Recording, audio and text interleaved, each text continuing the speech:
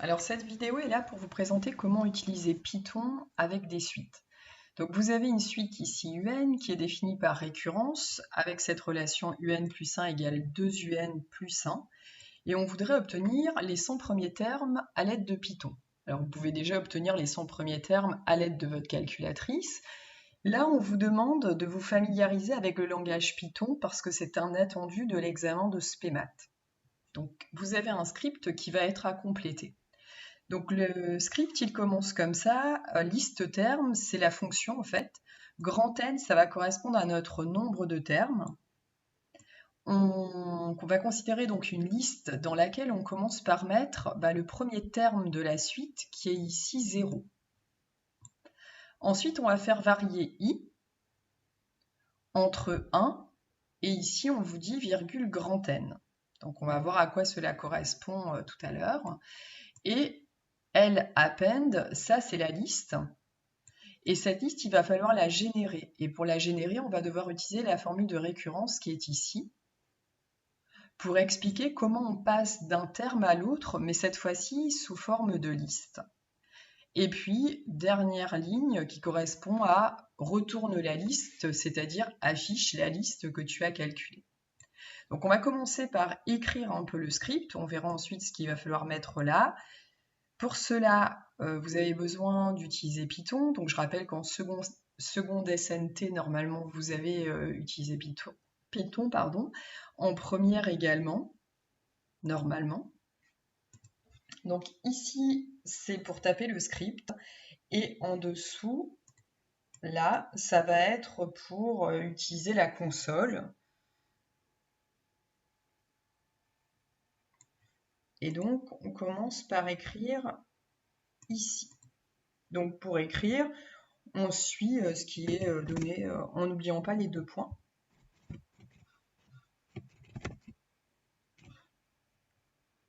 Les majuscules également doivent être correctement implémentées. Et puis, les retours à la ligne doivent être faits exactement comme dans le script. Donc là, ça veut dire que le premier terme de notre suite vaut 0. Ensuite,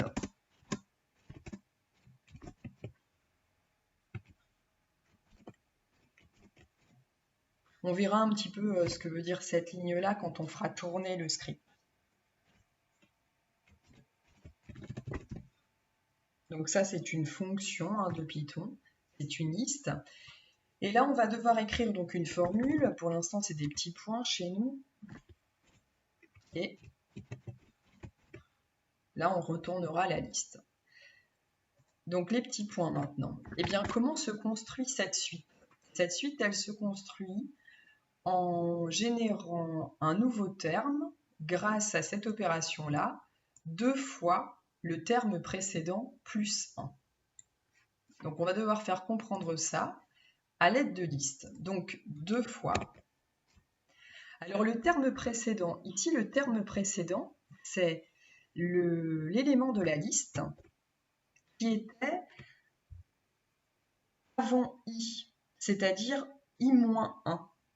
Et pour faire appel à cet élément de liste, grand L, c'est notre liste. Et pour dire qu'on veut l'élément avant i, puisque là, en fait, ce qu'on est en train de calculer, c'est l'élément de la liste pour petit i.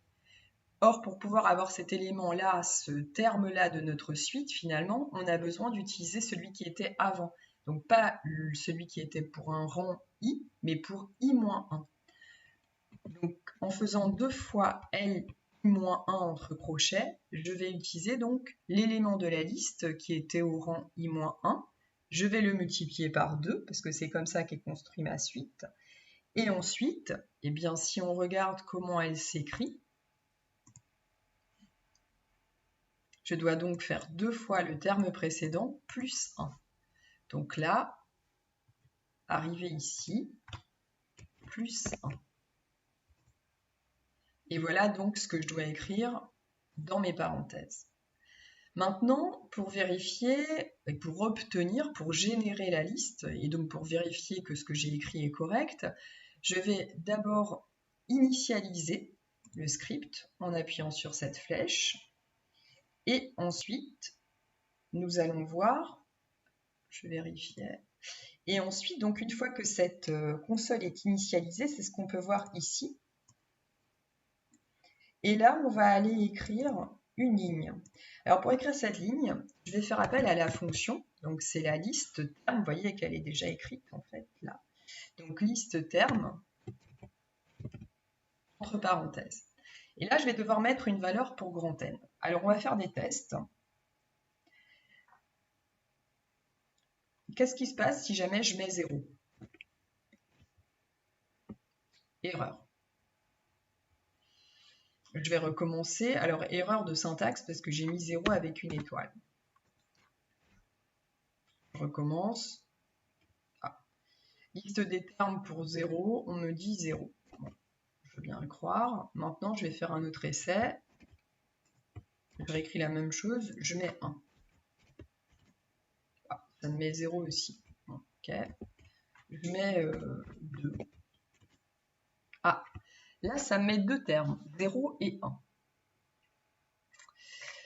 Je vais continuer. 3. Ça met 3 termes, 0, 1 et 3. On continue. 0, 1, 3, 7. Alors à quoi ça peut bien correspondre 0, 1, 3, 7 par rapport à notre suite? C'est-à-dire quand on fait varier ce grand N, à quoi ça correspond? Alors pour ça, on va reprendre la suite qui est ici.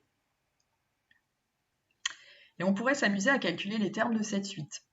Et par exemple, on trouverait que U1, donc si vous regardez combien vaut U1, on va trouver que U1, il est égal à 2 fois U0 plus 1, c'est-à-dire 2 fois 0 plus 1, c'est-à-dire 1. Vous pourriez aussi calculer U2.